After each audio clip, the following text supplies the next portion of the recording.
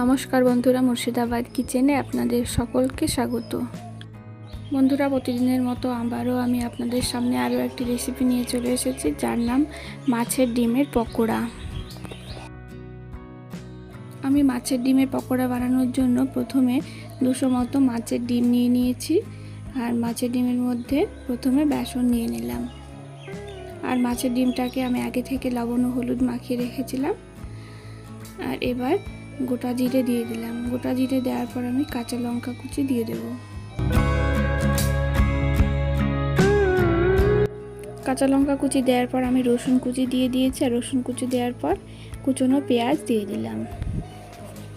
আর কুচনো পেঁয়াজ দেওয়ার পর আমি গ্রেট করে নেওয়া একটু আদা দিয়ে দেব।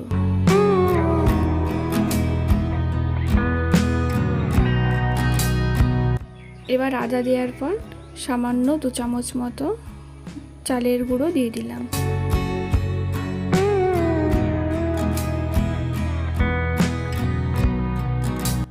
এবার আমি মাছের ডিমের পকোড়া বানানোর জন্য স্বাদ মতো লবণ দিয়ে দিলাম। আর লবণ দেওয়ার পর সামান্য একটু হলুদ দিয়ে দিলাম। হলুদ দেওয়ার পর ধনে ও জিরের গুঁড়ো দিয়ে দিচ্ছি। এবার একটু ভাজা মশলার গুঁড়ো দিয়ে দিলাম।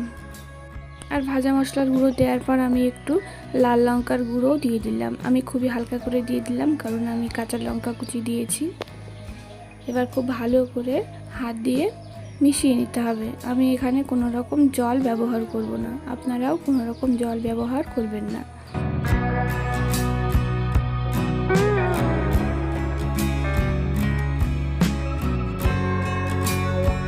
এবার মাছের ডিমের পকোড়া বানানোর জন্য খুব সুন্দর করে মাছের ডিমগুলোকে মশলার সঙ্গে মিশিয়ে নিতে হবে।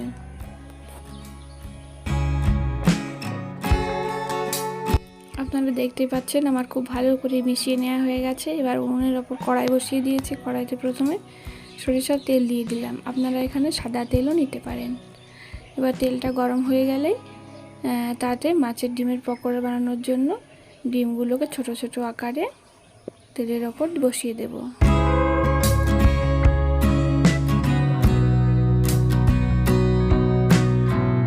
আমি মাছের পকোড়াগুলো খুব বেশি বড় করব না, এরকম মিডিয়াম সাইজেরই রাখছি। আপনারা আপনাদের পছন্দ মতো পকোড়াগুলো বানিয়ে নেবেন। বন্ধুরা, আপনারা যারা মাছ খেতে ভয় পান তারা এভাবে মাছের ডিমের পকোড়া বানিয়ে খাবেন, দেখবেন খুবই টেস্টি হবে। তো ডিমের পকোড়াগুলোকে আমি খুব সুন্দর করে একটা খুন্তি দিয়ে উল্টিয়ে নিচ্ছি। আপনারাও এইভাবে খুব ভালো করে পকোড়াগুলোকে ভেজে নেবেন।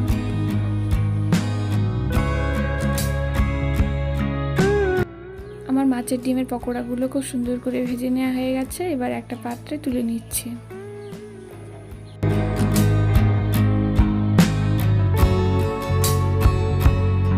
এবার আমি পকোড়াগুলো ভেজে নেওয়া তেলে বাকি পকোড়াগুলোকেও ভেজে নেব।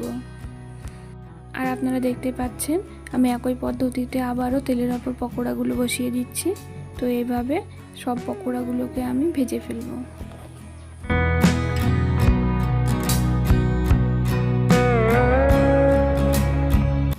বন্ধুরা, আপনারা ভিডিওটি স্কিপ না করে ভিডিওটি শেষ পর্যন্ত দেখতে থাকুন এবং আমার চ্যানেলটিকে সাবস্ক্রাইব করে আমার পাশে থাকুন, যাতে আমি সুন্দর সুন্দর রেসিপি নিয়ে আপনাদের সামনে আবারও হাজির হতে পারি।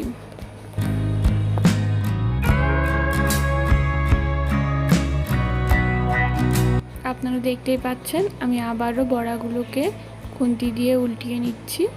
আর এইভাবে সব পকোড়াগুলোকে ভেজে নিচ্ছি। বন্ধুরা, আপনারা এইরকম পকোড়া গরম গরম ভাত আর ডালের সঙ্গে খাবেন, দেখবেন খেতে খুব টেস্টি হবে। এছাড়াও আপনারা সন্ধ্যার চায়ের সঙ্গেও পরিবেশন করতে পারেন। তো আমার পকোড়াগুলো সব ভেজে নেওয়া হয়ে গেছে, আপনারা দেখতেই পাচ্ছেন। আর আপনারা দেখতেই পাচ্ছেন পকোড়াগুলো কতটা লোভনীয় হয়েছে, আর দেখে জিভে জল চলে আসছে। তো আপনারা একবার হলেও বাড়িতে বানিয়ে খাবেন। বন্ধুরা, আমি একটা বড়া আপনাদের ভেঙে দেখাচ্ছি, দেখুন কতটা সুন্দর হয়েছে। তাহলে বন্ধুরা, ভিডিওটি আপনাদের কেমন লেগেছে অবশ্যই একটা কমেন্টে জানাবেন। আর ভিডিওটি ভালো লাগলে অবশ্যই একটা লাইক দেবেন। আজকের মতো এখানে বিদায় নিচ্ছি। ভালো থাকবেন, সুস্থ থাকবেন, ধন্যবাদ।